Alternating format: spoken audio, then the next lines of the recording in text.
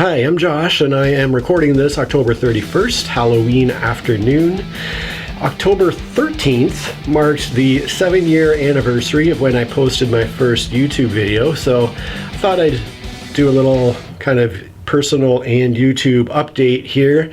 So if you're more into the hobby stuff that I normally do, feel free to skip this. I don't want to bore you. If you feel like it, comment below and let me know how long you've been following along with me here. Are you one of the OG Yaks? You've been here for years and years, or are you relatively new? I'd be curious to hear from you. And it's funny, thinking back 7 or 8 years ago when I was thinking about starting this YouTube channel, I was watching other YouTubers talk about being a success on YouTube, and they basically said if you post videos pretty consistently for about 3 years, that's kind of the point at which you should see your channel take off and you find some YouTube success. And 7 years into it, I'm sitting here as more or less a YouTube failure.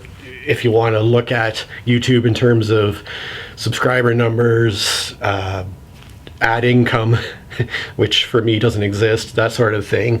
For me though, I mean, what has made it a huge success is the fact that I have over 900 subscribers. I have people that watch the videos and are interested in hearing what I have to say. I have people who are even contributing to me financially month after month through Patreon and keeping me going in that way. And then, very importantly, there's also the kind folks out there who take the time to comment on my videos and keep the discussion going to make it feel I'm not just talking to a wall and nobody's listening to me. So it's you who are sitting there watching me right now that have made this truly a success. It took me a while, but I did realize eventually that I would never be a traditionally successful YouTuber for a number of reasons I've talked about in the past. I mean, I make really long videos and nobody wants to watch long videos. I'm very unfocused. I talk about all kinds of different topics, and people who talk about being a success on YouTube talk about kind of, what's the term they use, like genre-ing down or something, like getting a very specific genre and focusing on that for your channel, whereas I'm all over the place. The two major things I do focus on, there's board games, and I don't cover all the new hotness, so I'll never be a successful board game YouTuber. And then the other piece of that I talk about a lot is the book side.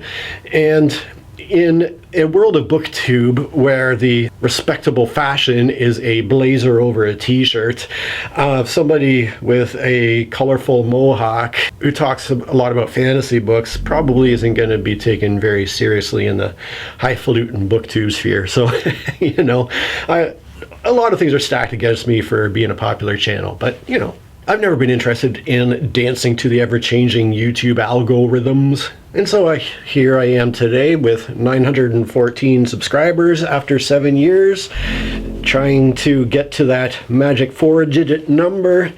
If I pull out my calculator and do some quick calculations here, 7 years, so 7 times 365 is about 2,500 days on YouTube, divided by my 914 subscribers is a subscriber roughly every 2.8 days. So if I have 86 subscribers to reach 1,000 times 2.8, which means maybe in about 240 days, perhaps less than a year, I'll hit 1,000 subscribers.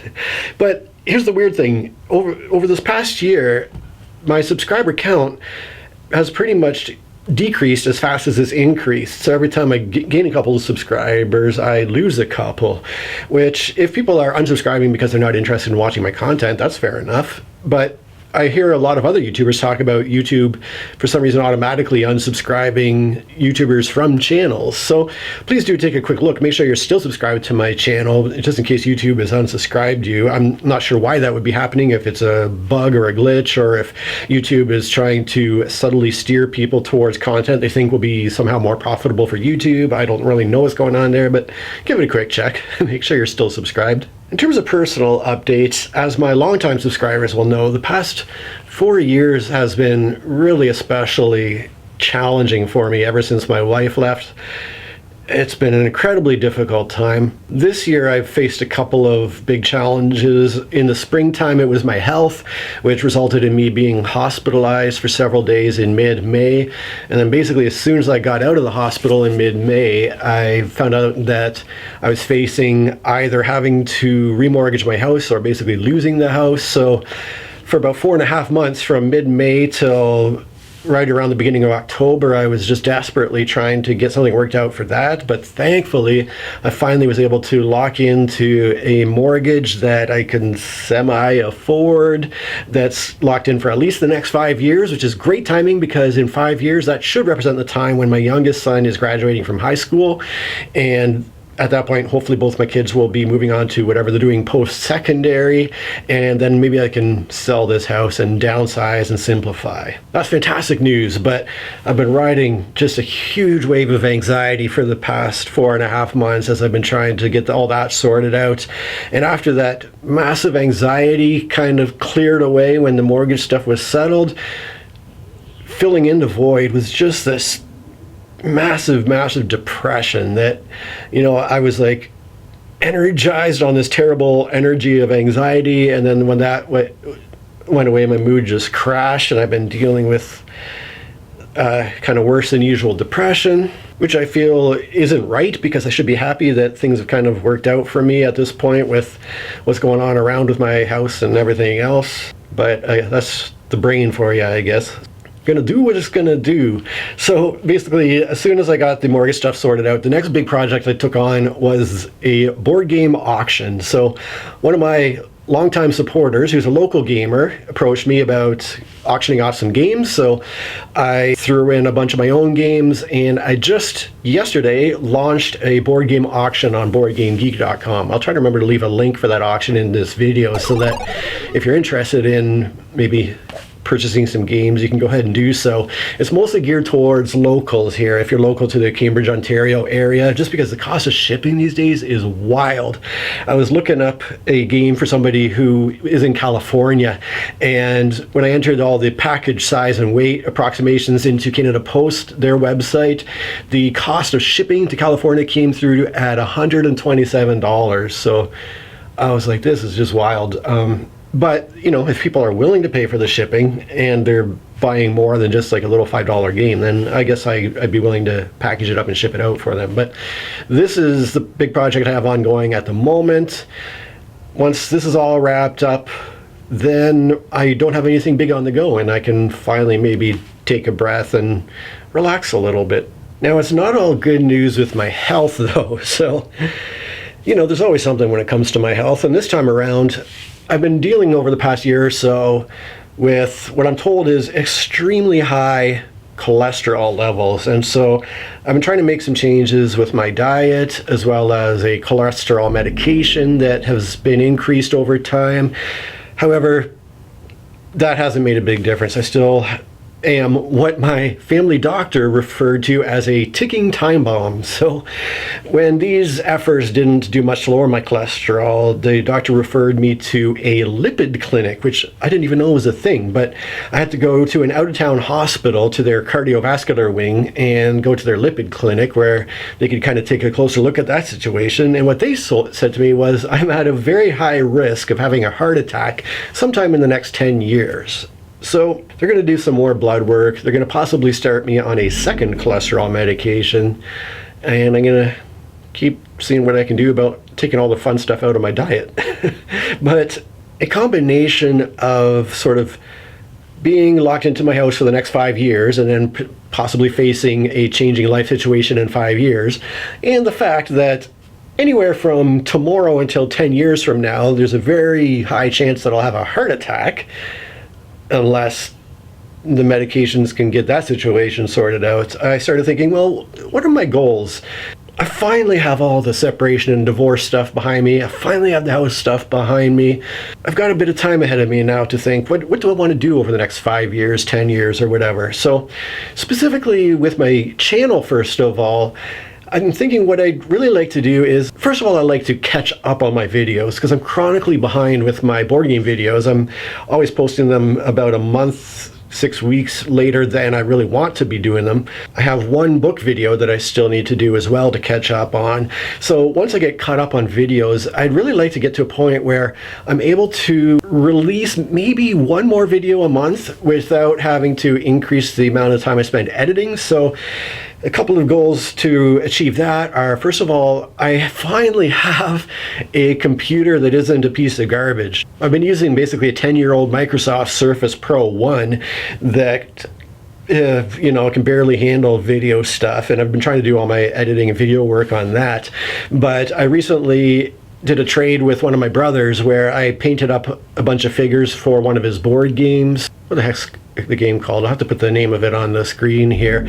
But in exchange for painting up those figures, he gave me a slightly buggy Acer Nitro 5, I think is the laptop. So it's a decent laptop, but the one problem it has is that every time I power on the laptop, within a minute or two, even some before I get into any programs or start doing anything on the laptop, the blue screen of death comes up and it shuts itself down and restarts.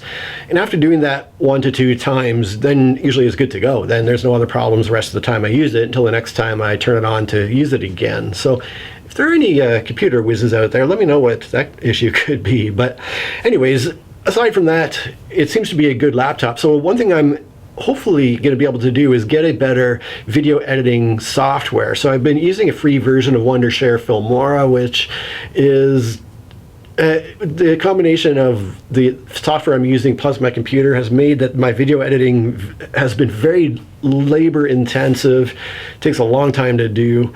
So what I'm hoping to do is pick up actually another free program that I heard was pretty good called, oh, my memory, another thing I'll have to put on the screen here, I guess. But I'd like to put in some time to learning how to use this new video editing. So combining that with the better computer, hopefully my editing process will be improved.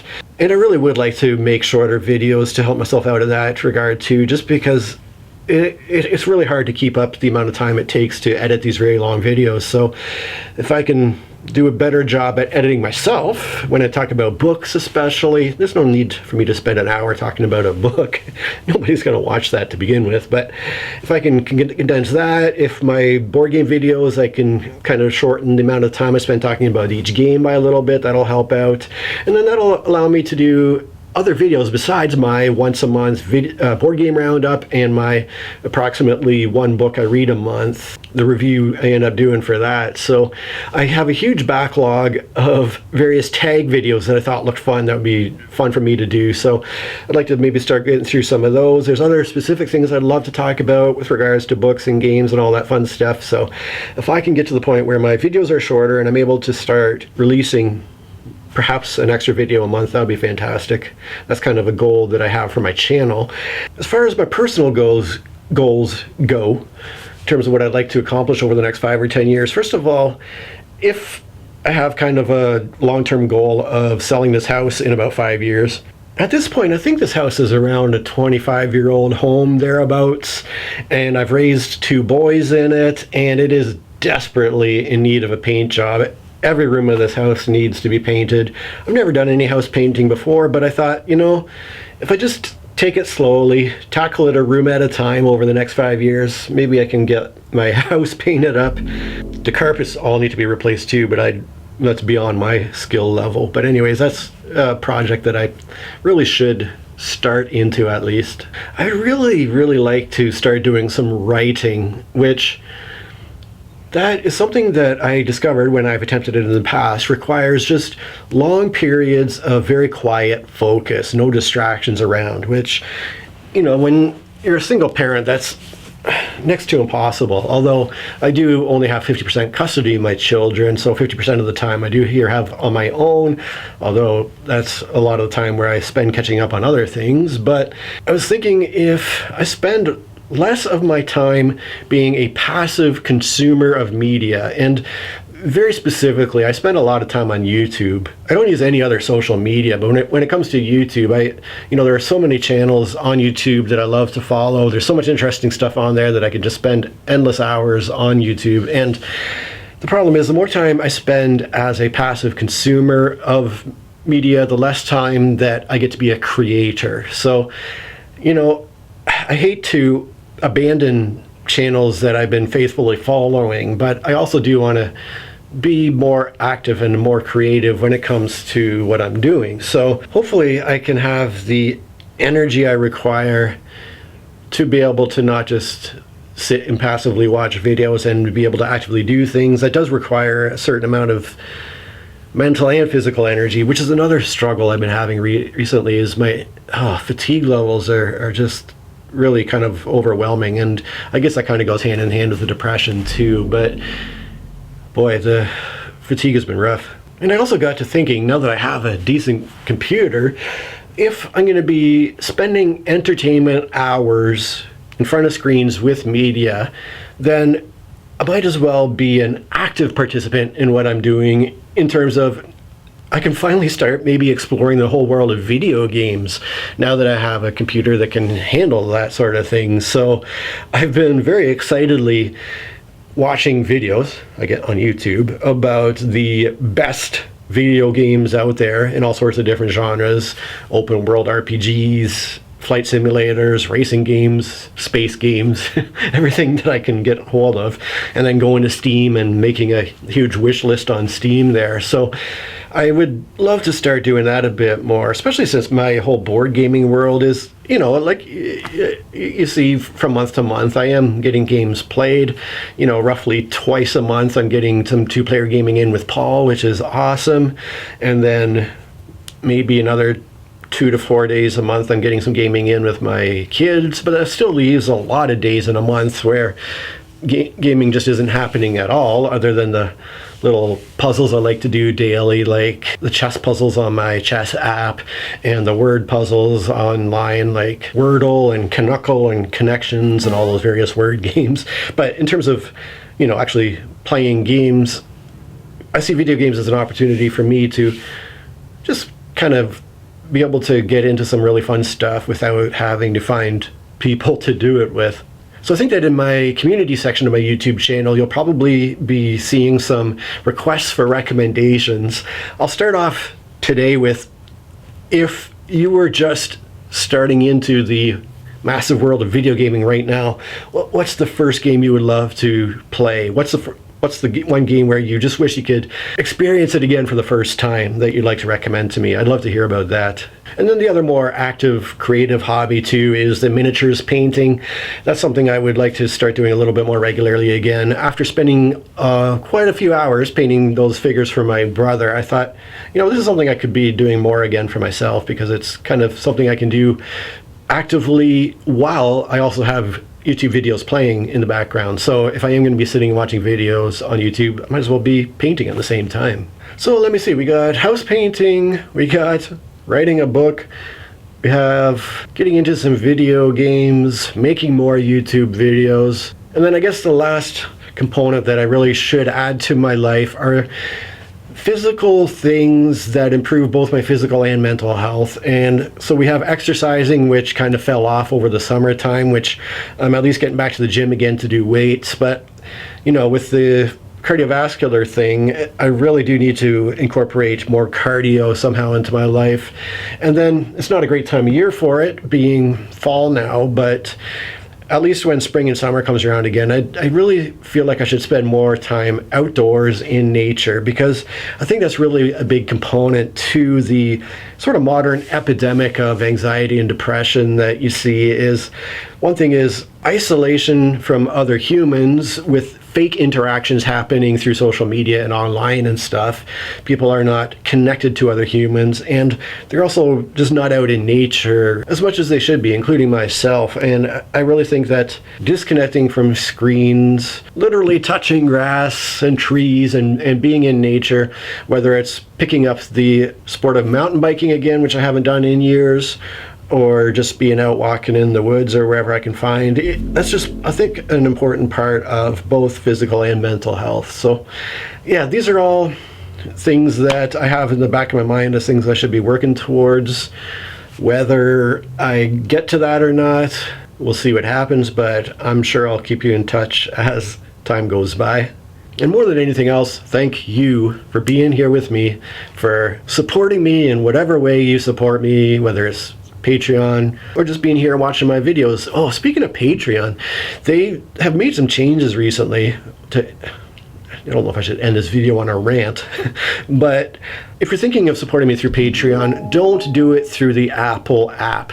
Do it through your PC or online or whatever, because Patreon has just made these big changes where I don't understand everything that's happened because I haven't looked into it too deeply, but essentially Apple told Patreon that whatever you do through our app, we're taking a 30% cut of all the money that is handed over through Patreon. So instead of the creator getting most of that money, Apple's going to take a huge slice of that pie. And Patreon could have just said, all right, then Apple, we're not going to deal with you. We're going to pull our app until you have more reasonable terms. Instead, Patreon caved into Apple and said, okay, well, I guess you like to make money and we like to make money, and F the independent creators, they'll still get their little piece of the pie too. But it's just another thing where it shows the near impossibility of being an independent creator anymore without the big corporations getting in and taking huge chunks for themselves. So, you know, I feel the worst for creators who rely on Patreon as their primary income to be able to keep doing what they're doing and do what they can to avoid bowing to the big corporations. But, you know, it's a tough world out there for people who don't want to be involved in all that. So anyways, if you are currently a Patreon subscriber, it shouldn't affect you at all. It's, I think, primarily for new people who are looking to sign on to support creators. Don't do it through the Apple app.